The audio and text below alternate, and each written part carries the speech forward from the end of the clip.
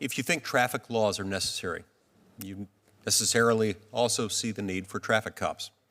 If you think health and sanitation codes are important to have and enforce, you see the need for health inspectors.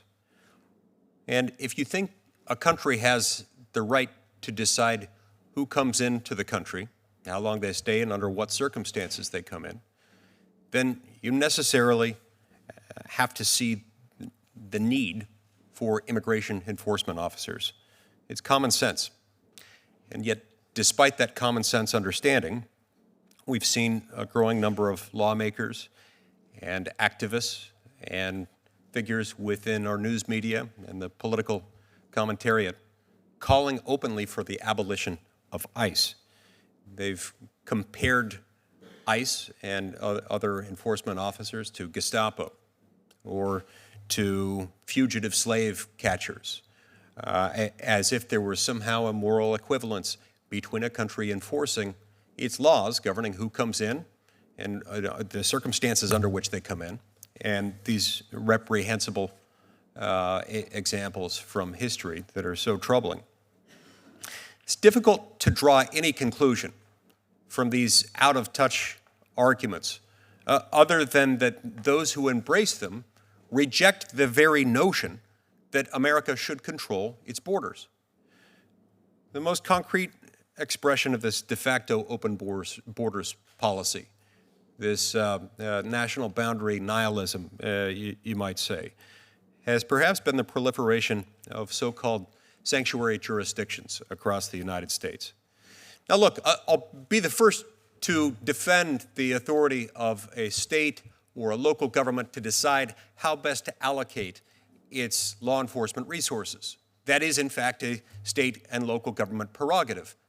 That doesn't mean that this is good policy, doesn't mean it's a good idea, it doesn't mean it's anything other than a horrible idea to decide not to provide any assistance to those charged with the important task of enforcing immigration laws.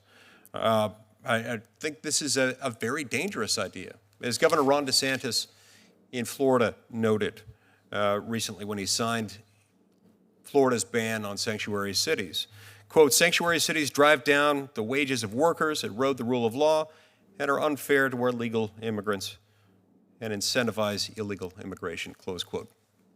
He said it well. These are not victimless crimes. These are not things that can go unenforced without harming good people.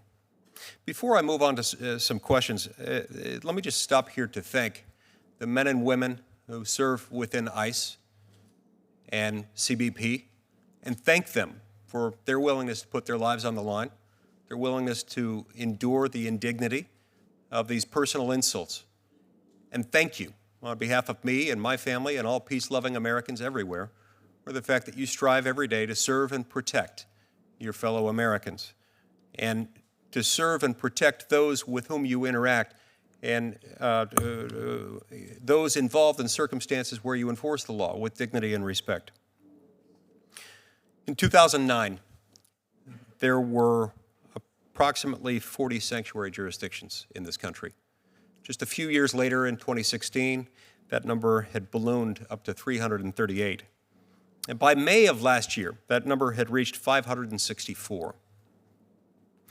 Mr. Robbins, in your prepared testimony, you noted that 70% of all ICE arrests are attributable to the criminal aliens program, which relies heavily on the cooperation of state and local governments. Is that right?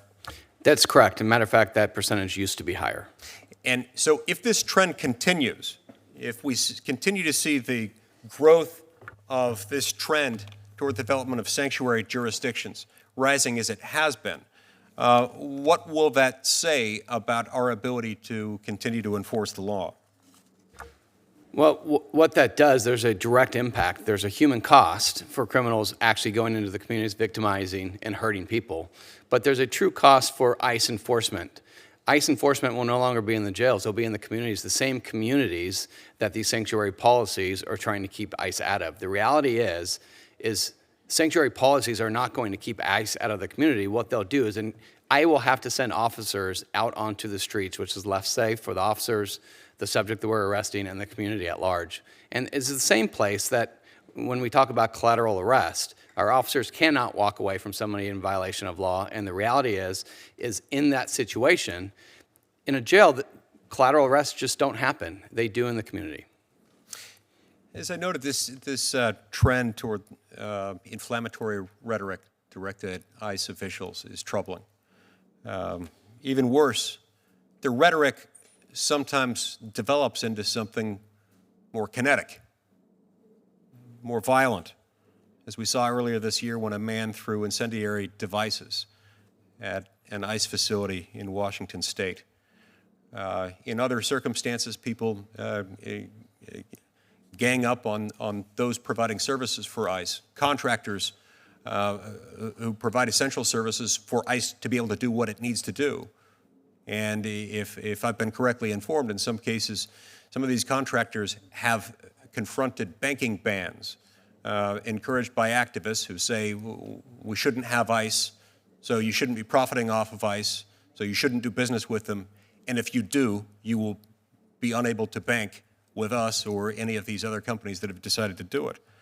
Can you speak for just a moment on what kind of an impact these kinds of actions, the physical violence, the incendiary inflammatory comments, and the other acts of retaliation against ICE, how have they impacted morale within ICE?